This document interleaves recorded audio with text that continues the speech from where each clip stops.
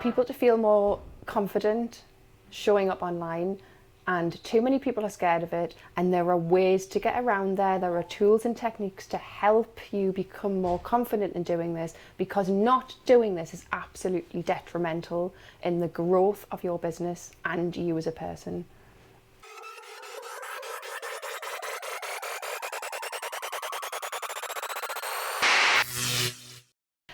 One of the things, and I know that this is important to people because people say it to me all the time, is that they don't know what to say. They don't know what to say. They don't know how to talk about the business. And even though they know what they do, they know how they help people, and they do it every day, because they're not talking about it to people.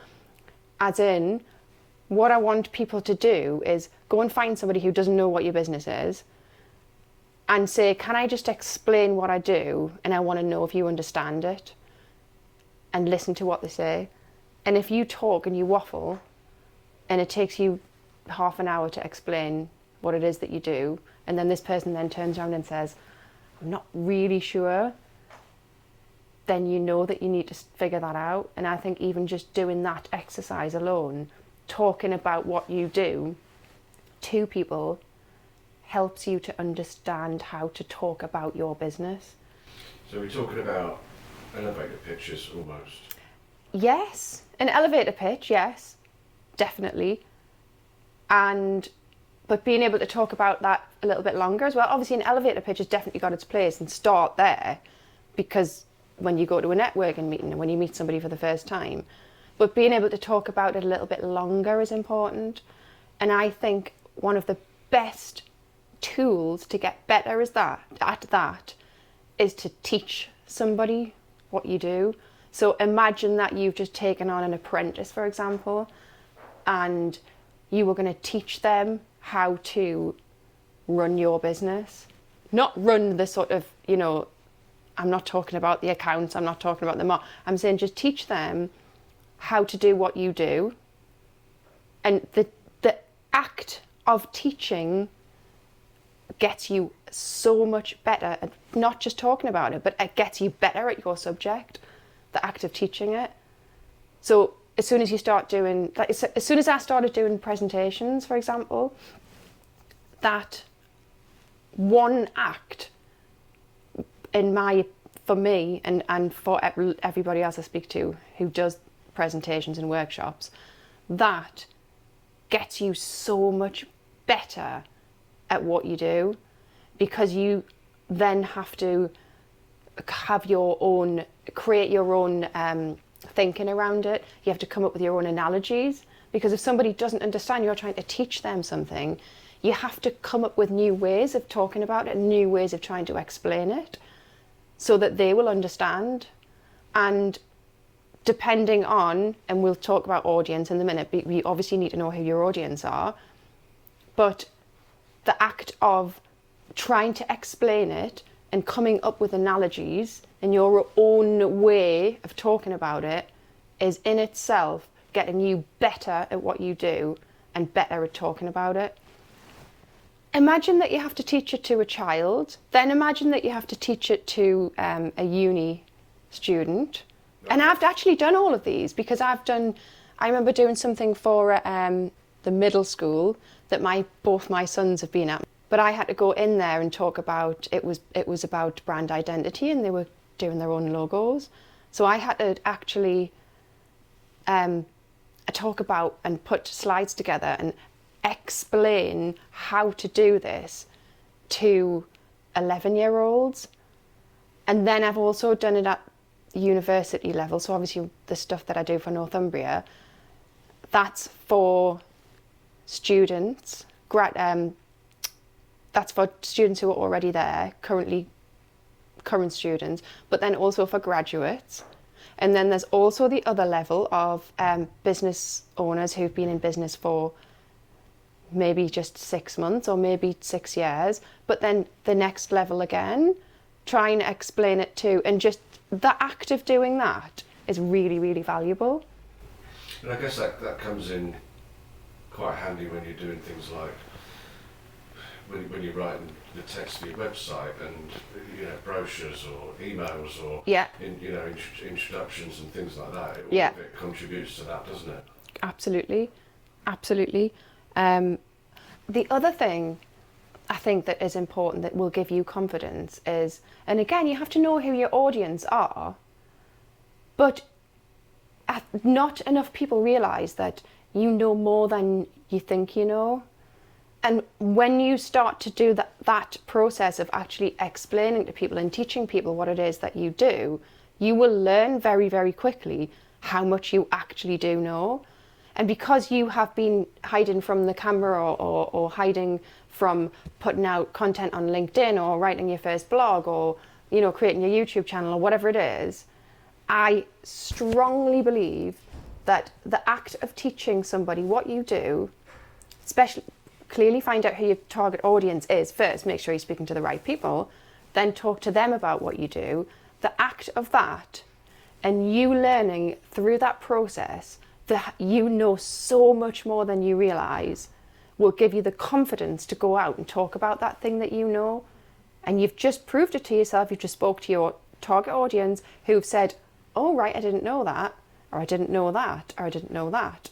You've got more confident talking about it because you're talking about it to people. You're teaching people about it. You're trying to teach it on the most basic level as well as a level up here.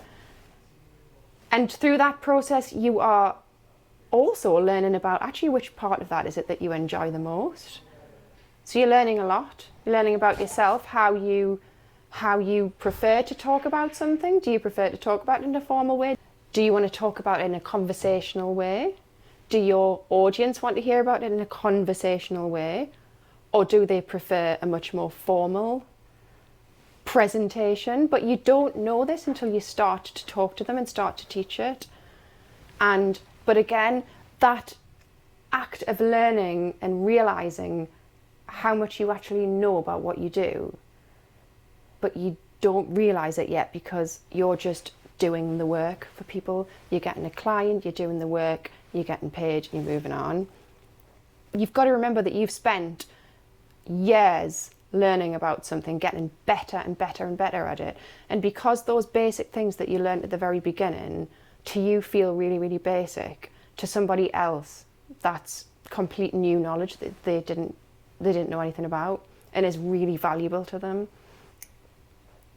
So, but again, that's one of the main reasons that you need to know who your audience are, obviously, because it's where the audience are in that journey. Are they at the basic level? In which case, you need to start talking about the basics. You're going to overwhelm them if you start up here. Or are they up here? In which case, you don't need to talk about that stuff. But if you don't have that audience there, for a start, you've got no idea where you need to start, and which people you need to start talking to in order to get better and learn about the things that you need to start teaching and talking about online.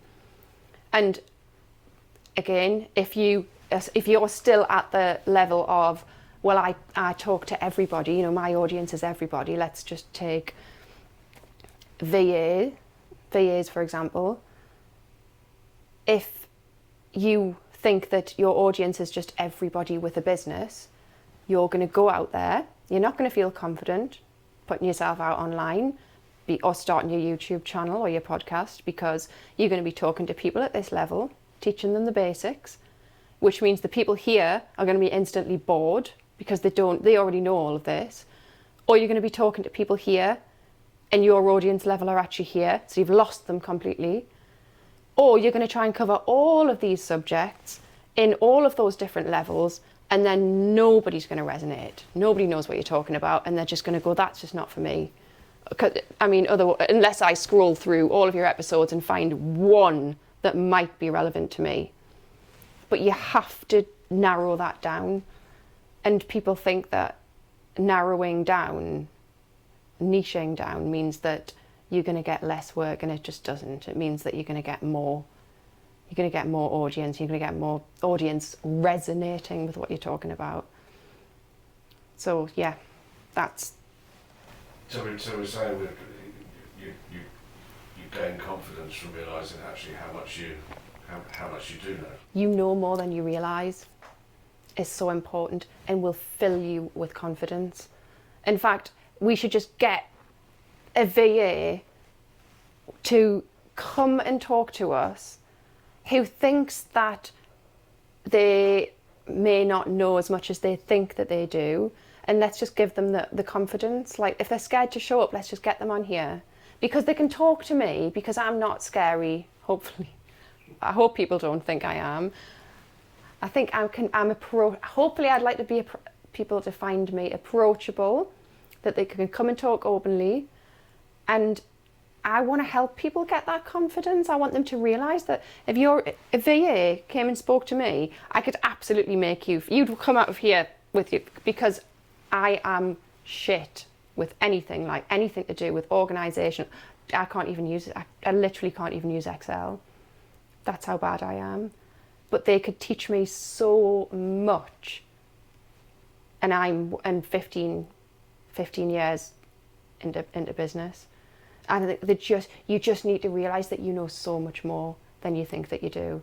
And that in itself should give you the confidence to step that little bit further over that scary barrier. Or step that David Bowie, one of my musical hero, he said, and I can't remember his exact wording, but it was along the lines of, when you step that little bit further and that little bit further into the ocean or the water, and he says at the point where your feet just can't quite touch the ground, that's where the really cool things happen.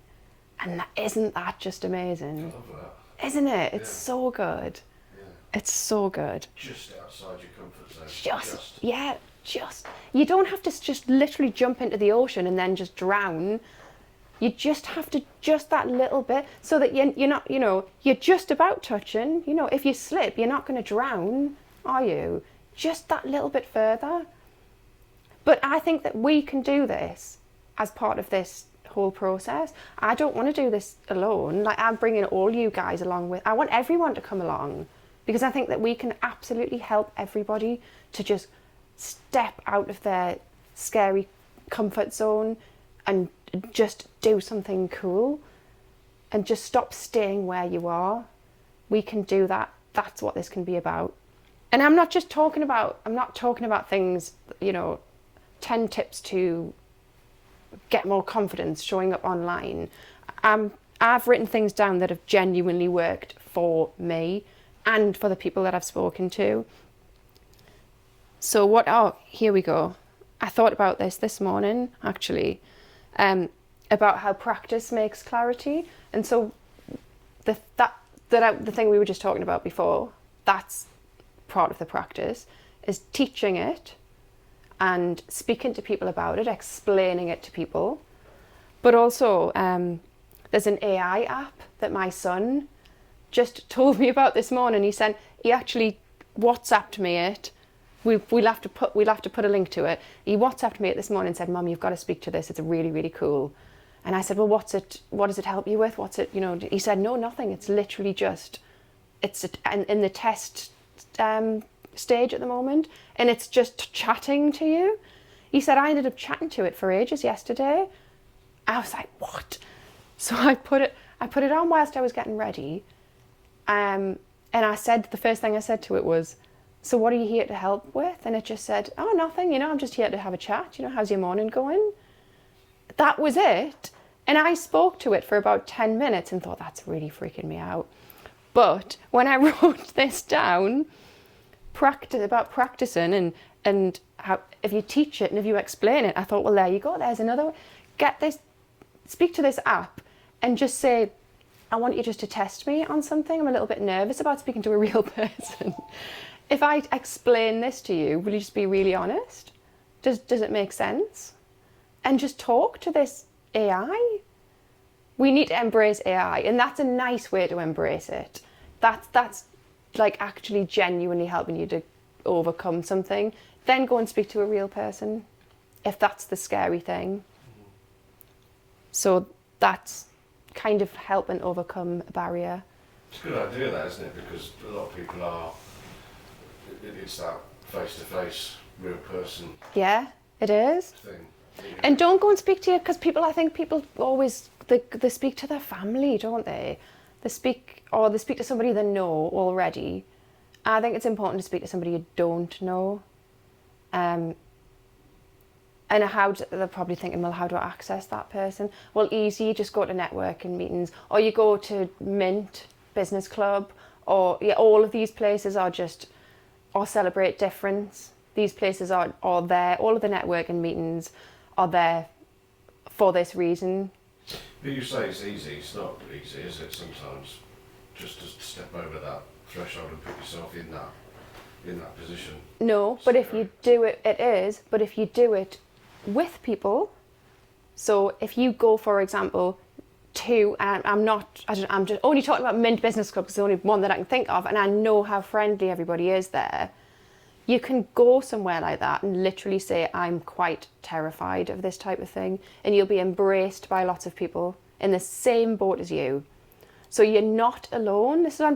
No one's doing it alone. I think people just feel like they're alone. But if you feel alone, then speak to us. I think you should just, put something in the feed and say, I'm actually terrified to do this. I know that you're saying to do it, but I'm actually terrified.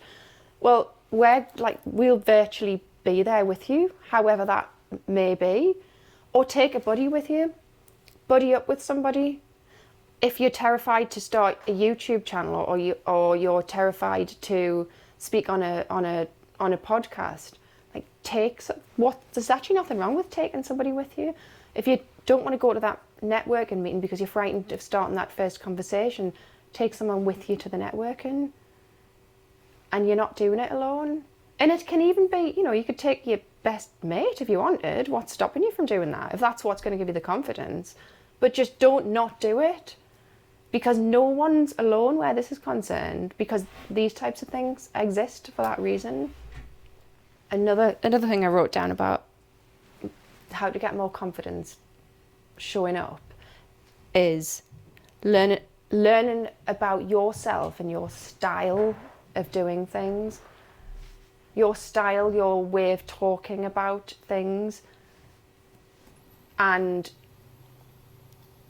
some people are freestyle. Like, some people feel more comfortable, like I do. I feel more comfortable just freestyling something and it not being scripted and just having a conversation, because that's me and that's how I work. But whereas other people would feel much more comfortable if it was very, very structured, and they had, and they had notes and they talked about, and they didn't go off script, and that's absolutely cool too.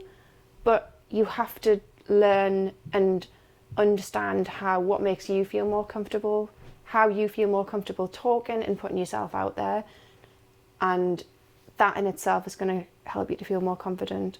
And just because somebody else talks about it in that way doesn't mean that you have to. And trying to copy other people's style is the worst thing ever, because that's going to make you feel even shitter about yourself because you're not that person. I've just had a chat with Amelia about accents, and because Sarah Davies has put something out there recently on Instagram about how... Future guest. My future guest. Yeah. Yes, Sarah, my future guest. Sarah Davies put that she was always the only person in the room that sounded like that. In her sort of business networks, business meetings, wherever, she said, I was always the only one that sounded like this. And people used to perceive her as just not being as clever.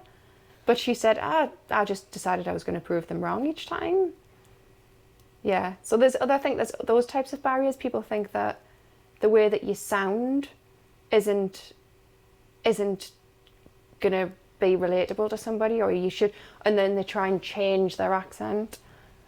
And I think I'm probably used to do that as well. I probably used to try and just tone my accent down just a little bit, just to sound less stupid, maybe.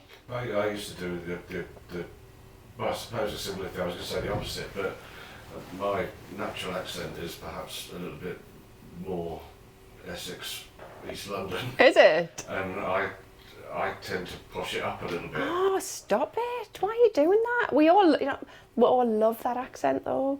It's like the coolest accent.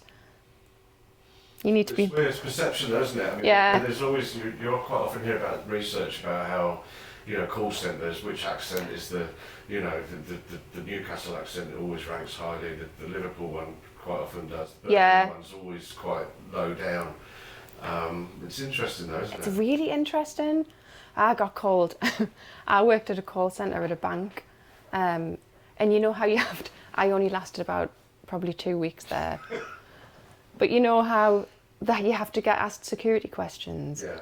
Well, you don't get told, well you didn't when I was there a long time ago, but you don't get told what to ask, right? So but their statement will come up and you'll have to just pick a random one, sort of on such and such a date, you spent some money in the co-op. Can you tell me how much that was? And you know how mad that gets you, because how am I supposed to know that? But I would always try and pick the easiest one. And this person was she was a southerner. She was furious, and she got that question wrong. Then I got the next one, and I didn't have an option. I asked that one. She got that one wrong, and I had to say, "I'm so sorry, you failed the security question." She was going, "You fucking northern bitch!" She was furious. Yeah, but I was a stupid northern bitch. And it was that point you realised banking probably wasn't for you. Definitely. So talked about learning more about your style, but you can only learn your style when you start just freestyling, speaking to somebody or teaching somebody, and then you will get an idea of how you explain things best to that person. But you don't want to change it. I mean, if your audience are X and you're Y personality, you don't want to then change your actual personality online to suit that audience.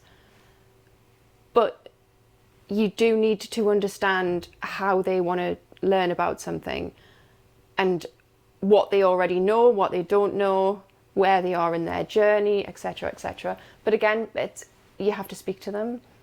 And but if your audience very much disliked the way you sounded and the way you spoke, and you are the face of your brand and you work one-on-one with those people, then they're probably the wrong people.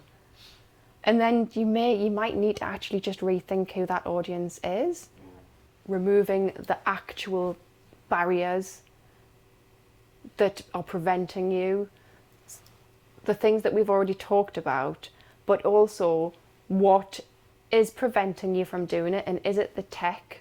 Is it the being scared to do it alone? In which case, buddy up with somebody, or do what I did, which is just made you guys come and do it with me. So I wasn't doing it by myself. And whatever that is, and whether it's the video that scares you, would do something else first. Do smaller things, maybe do some short reels, but do it, because if you don't do it, you're just going to stay where you are. And that is my last point on here, which is confidence as a byproduct. So how do you get confident doing it? The only way to get confident doing it is by doing it. And being shit the first time, so what? But if you don't do it, you're not going to get confident. The more you do it, the more confident you're going to get. The more you do it, the more relaxed you're going to get. The more you do it, the less terrified you're going to be.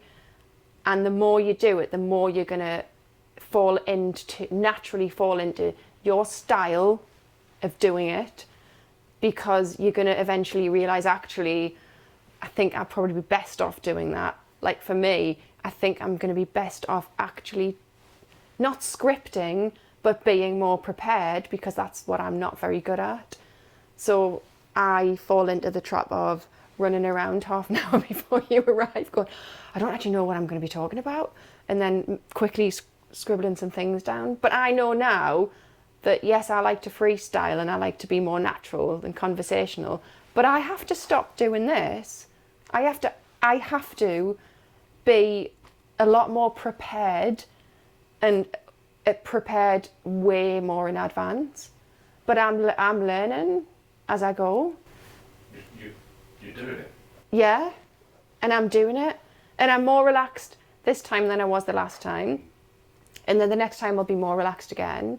But I know that actually, if I just sit more comfortably, that makes me feel more relaxed. Whereas for somebody else, that would make them feel terrible, but that's fine. You might want to have a table there. Somebody told me that I'm doing it now, but it wasn't purposely. But somebody told me that holding something makes you feel more relaxed, and actually I think it does. I feel like that has, because I like to fiddle with things, so that probably has made me feel more relaxed doing that. So a cup of coffee, like I say, having a table there, the position. Maybe you're one of those people who like, no, that's my good side, and you want to have all of those things. Whatever it is, just do it. Put them in place, and use whatever tool you need in order to feel more relaxed. And some people, I was laughing about it, but that might be someone's perfect way of doing it. You know, when we were talking about you would speak one sentence and then you'd go somewhere else and film your next sentence. Then you take something out the fridge whilst filming your next sentence. Like, that's my worst nightmare. But for somebody else, they might be so good at that it might be just the most captivating thing to watch. And it might be just amazing, but how will you know if you don't try it? So I just want, if anybody, even just one person could take anything away from this, it's just, there's got to be something in this, because these are all genuine things that have worked for me and my community that I speak to. Please just do one, even if it's just one of these things, and just step that little bit further out. Just that little bit further. Maybe you're just on your tippy toes next time, and then the time after that, you just do a boy full style. And just when you can almost not touch the bottom. And then you're just going to get back down on your tippy toes again. Everything will be fine. Or speak to us. We'll get you talking to us, and you'll realise how chilled and how easy it is, and how being around people like us who are just friendly, non-judgy people, we'll make you feel more comfortable, won't we? Absolutely, 100%. Yeah.